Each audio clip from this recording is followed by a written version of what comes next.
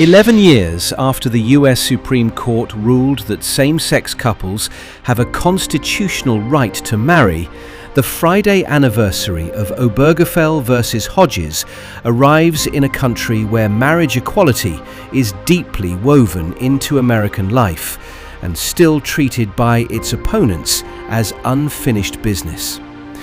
The landmark June 26, 2015 decision transformed the legal status of LGBTQ+ families across the United States. It allowed same-sex couples to marry in every state, required states to recognize those marriages, and ensured their families were protected under the equal protection of the Constitution.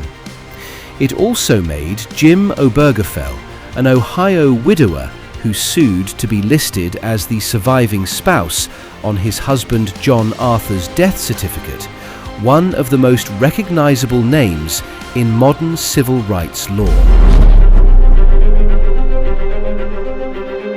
Monica Valise does not mince words, especially when the fate of Margie's Hope, the trans support nonprofit organization for which she serves as board president, is on the line. "We're broke," Valise told the Buckeye Flame, "but we're determined." Margie's Hope was founded in 2011, and Valise joined the board in 2021 after spending years as an artist and entrepreneur. When looking at the array of other LGBTQ+ organizations in Ohio, Valise describes Margie's Hope as the meat and potatoes of the support landscape for trans Ohioans in Northeast Ohio. As a last-ditch effort to keep the doors open, Valise launched a crowdsource funding campaign. The goal is to raise $60,000, which would pay off their lease until 2028 and transform the space into more of a transgender community center, providing programming and resources, which might then open up other avenues of philanthropic support. The UK government has published a draft bill that would make abusive conversion practices a crime in England and Wales, with penalties of up to 5 years in prison and an unlimited fine. Published on June 25th, the Conversion Practices Bill targets attempts to change someone's sexual orientation or transgender identity. Campaigners have waited 8 years for it. The bill creates 2 new offenses. One covers carrying out conversion practices that cause serious harm, alarm, or distress. The other covers encouraging or assisting those practices abroad. The criminal threshold is set high, so only abuse aimed at changing who someone will fall within its scope.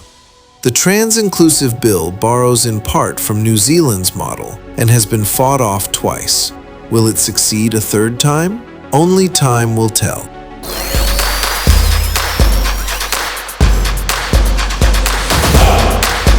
More than 200 of New York's fittest dancers peeled off their clothes for a good cause last Sunday, and the night ended with the biggest payday in the show's history.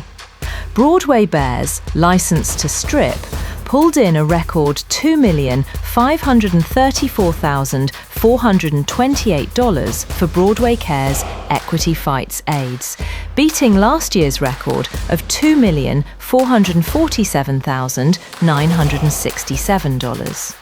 This year's theme was espionage, and the plot was gloriously silly. A squad of secret agents had to stop a rogue artificial intelligence from destroying Broadway.